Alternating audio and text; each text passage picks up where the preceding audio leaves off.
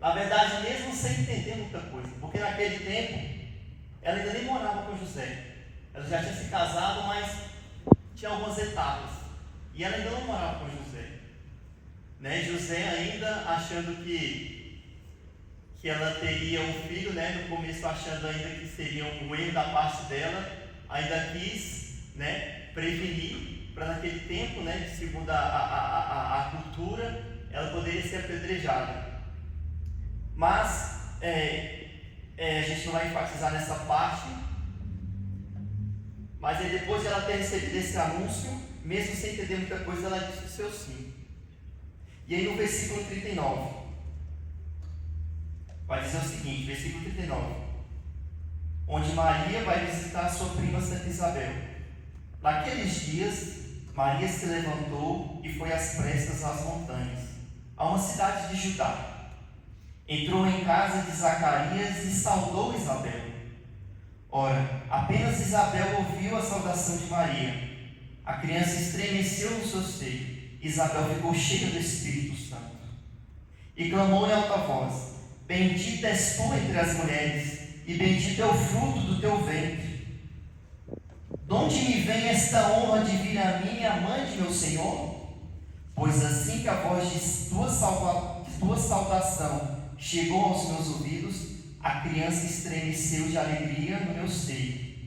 Bem-aventurada és tu que creste, pois se hão de cumprir as coisas que da parte do Senhor te foram ditas. Palavra da salvação. Glória a Deus, Senhor. Quando o anjo anunciou a Maria que ela daria a luz ao Filho Salvador, o anjo também disse a Maria que Isabel, que era estéril, que já era idosa, também já estava grávida de 6 meses.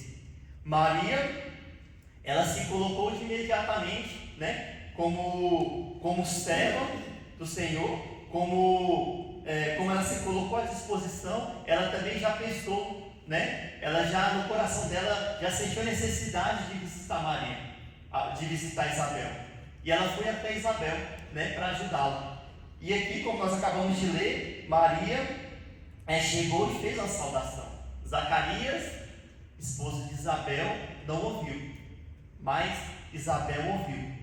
E aqui vai dizer que, ao ouvir a saudação de Maria, filho de Isabel, no ventre ainda, ficou feliz, encheu de alegria. E Maria e Isabel disse: Bendita és tu entre as mulheres, e bendito é o fruto do teu ventre. De onde me vem esta honra de vir a mim, a mãe de meu Senhor. Isabel falou essas palavras porque ela estava cheia do Espírito Santo. Porque quando Maria entrou na casa de Isabel e fez a saudação, Isabel ficou cheia do Espírito Santo, porque Maria já chegava cheia do Espírito Santo na casa de Isabel. E Maria, ela, a partir daí, Maria começou numa caminhada de sofrimento, numa caminhada de sacrifícios, numa caminhada que ela teria que passar mesmo sendo santa. E Maria, como nós sabemos, é um exemplo que caminhou, que perseverou e que não desistiu em nenhum momento até o fim da sua jornada aqui na terra. E eu queria, dentro do que o Senhor quer nos passar hoje como mensagem, meditar um pouquinho sobre a devoção das 7 dores de Nossa Senhora. Não tem como a gente explanar bastante, porque o tempo é curto, mas para a gente entender como Nossa Senhora caminhou até a morte do seu filho, sofreu as dores e continuou sem desistir, muitas vezes sofrendo em silêncio, serviu, ajudou, se colocou à disposição, foi fiel, passou por várias batalhas, mas nunca desistiu, mesmo com santidade. Nós somos santos? Sim ou não? Chegamos à santidade já? Sim ou não? Passamos por batalhas, sofrimentos?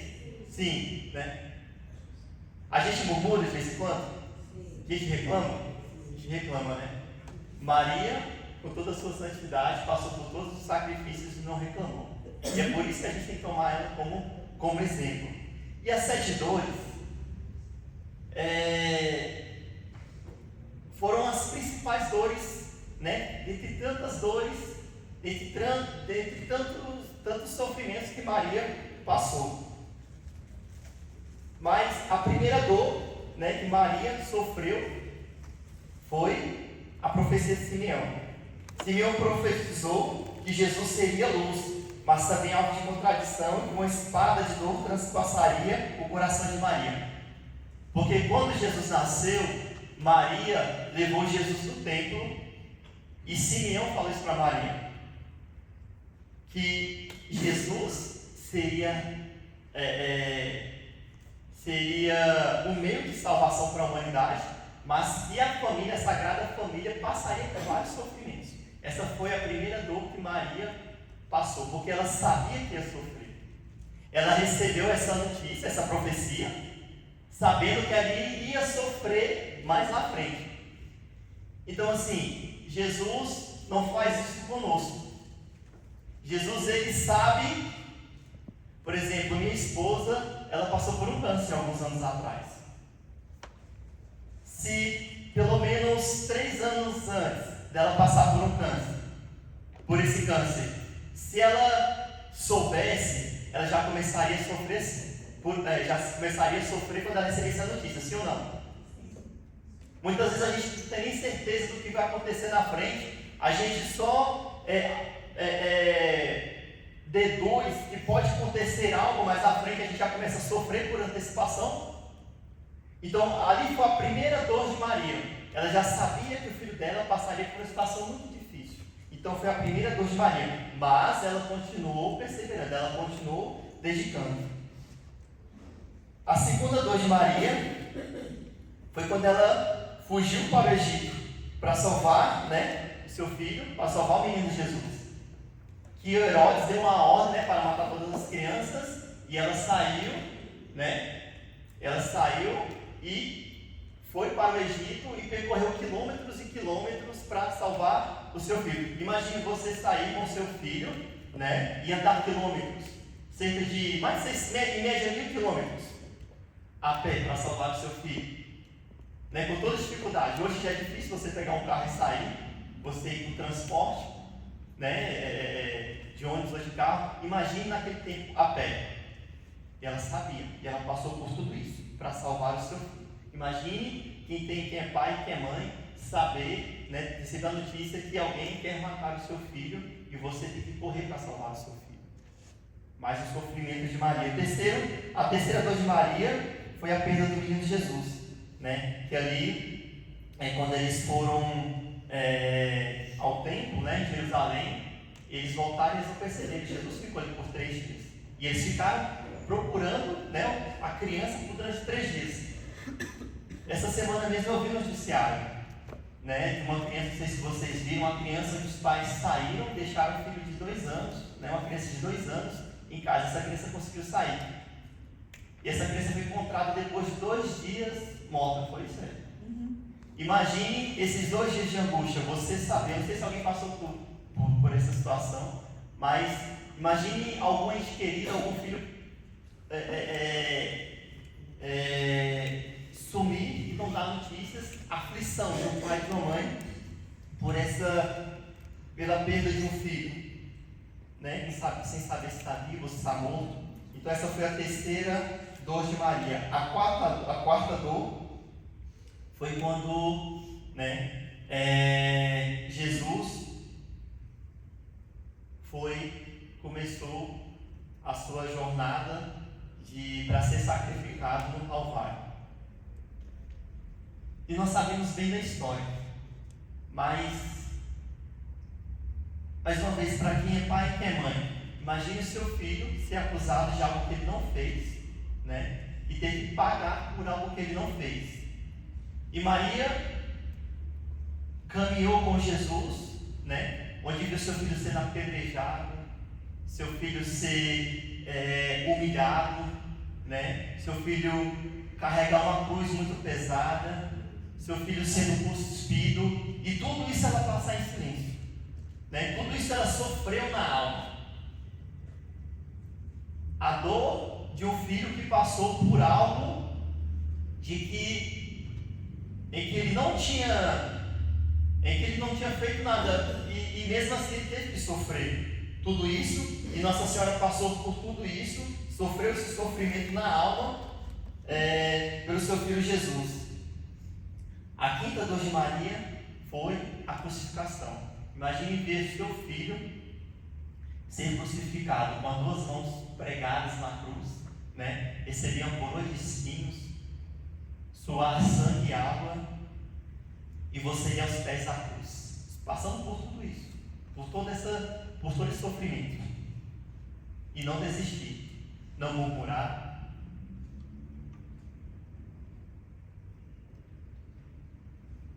A sexta dor é a descida da cruz, onde Nossa Senhora recebe seu filho em seus braços.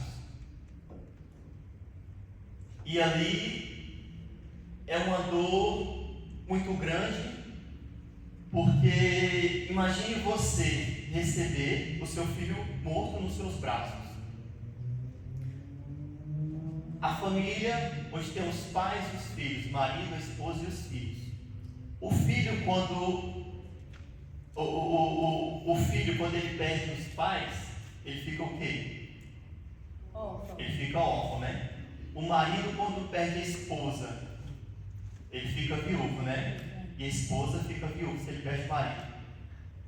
E a mãe, se ela perde o filho, ela fica como? Qual o nome que se dá essa situação? Desorientado. Tem algum nome? É exatamente essa dor que Maria sofreu, e exatamente essa dor que uma mãe sofre, a dor que não tem nome. Aonde a mãe recebe o seu filho morto em seus braços, né? E naquele sofrimento, onde Simeão já profetizou lá atrás que uma espada transpassaria o seu coração de uma dor na alma. Ela recebeu ali essa dor no coração dela, recebendo seu filho ali morto. Maria de Piedade, a dor que não tem nome. E a sétima e última dor de Maria foi Maria ter que pegar seu filho e sepultar o seu filho, colocar no túmulo e fechar. Mas Maria reclamou, murmurou em uma dessas situações? Nós sabemos que não, né? Maria sequer pensou em desistir, em voltar atrás em algum momento? Não. Maria, ela continuou até o final. Isso aqui, as 7 dores, só para pegar as principais dores dela, mas a gente sabe que Maria, além disso tudo, ela foi uma mulher atenta, foi uma mãe atenta sempre aos seus filhos. Nós sabemos que naquela festa, nas bodas de Caná, enquanto todos festejavam, ela estava ali atenta a tudo. Ela observando tudo enquanto todos festejavam ali, todos curtiam aquela festa. Ela ficou só observando, será que está faltando alguma coisa? Será que está faltando isso, está faltando aquilo? E ela observou que estava faltando vinho. E ela pediu para que, né, a água fosse transformada no melhor vinho. E foi transformada porque ela estava atenta.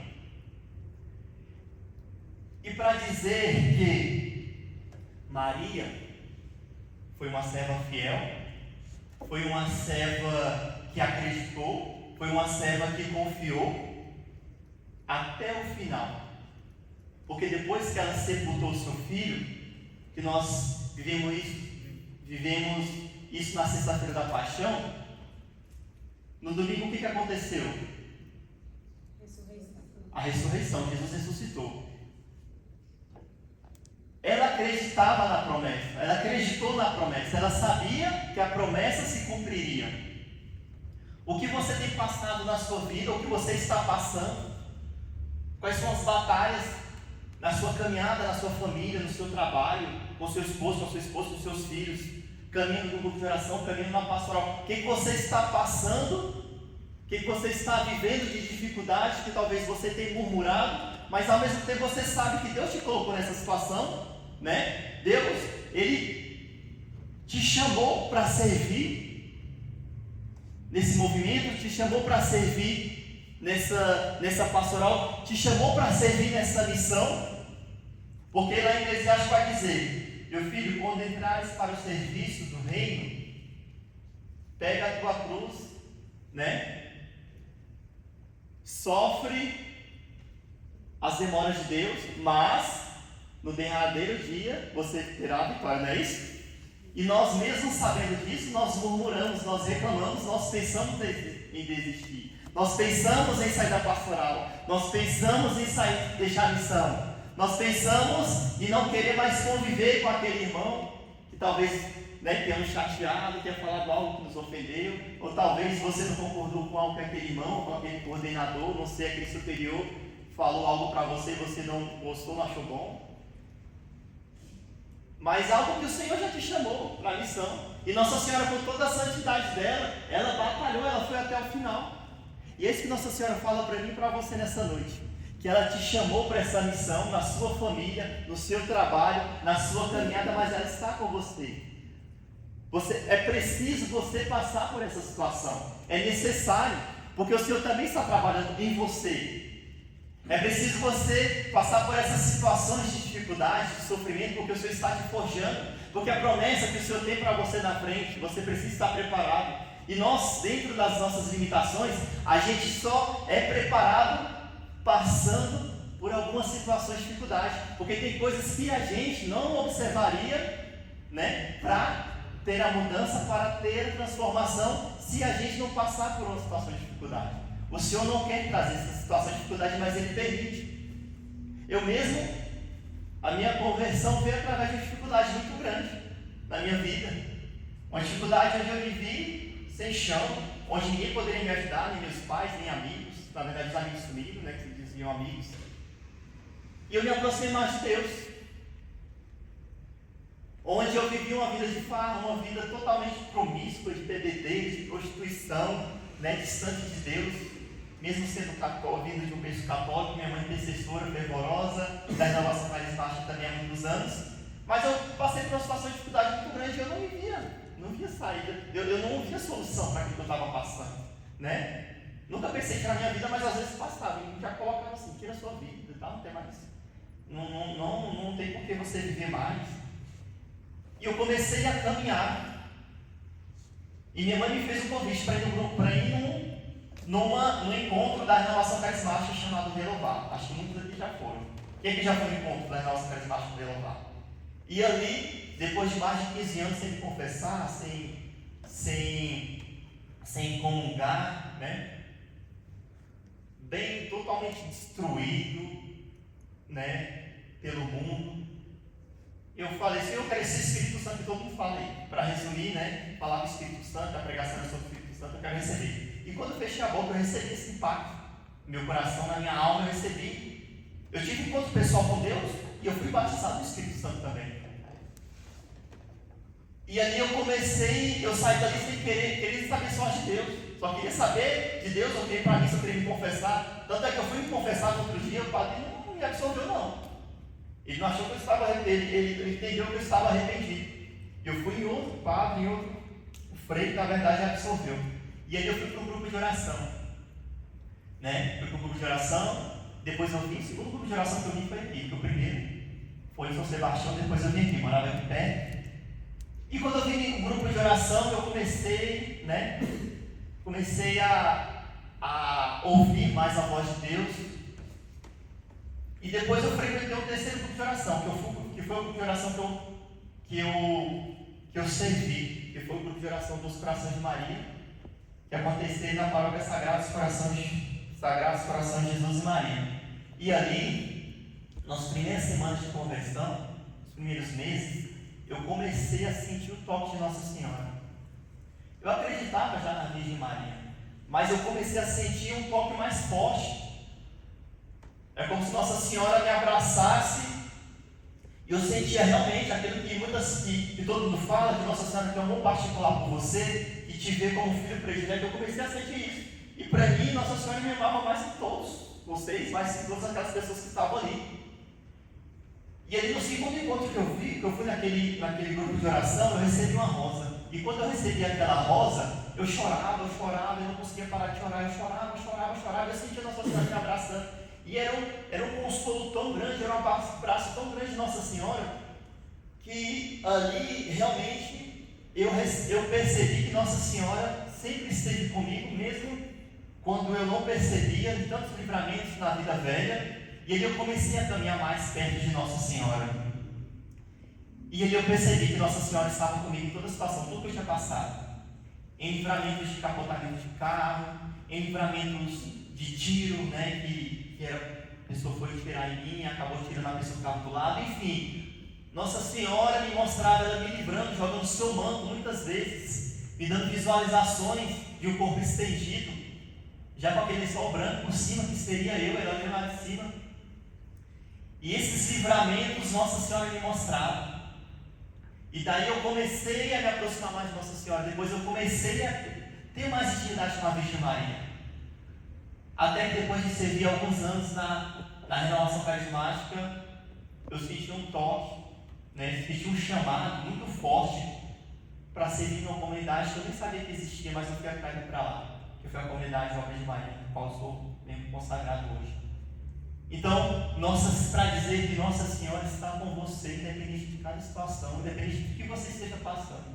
Eu não sei se é uma enfermidade, eu não sei se é na questão financeira, eu não sei em que situação, qual é a situação que você está vivendo, que você está passando. Mas a Virgem Maria quer falar para você hoje que é essa mãe que olha, essa mãe que está perto, essa mãe que mesmo você tendo estado muito distante dela, ela sempre orou por você. Eu mesmo muito distante, tendo virado as costas para Deus, ela estava olhando por mim.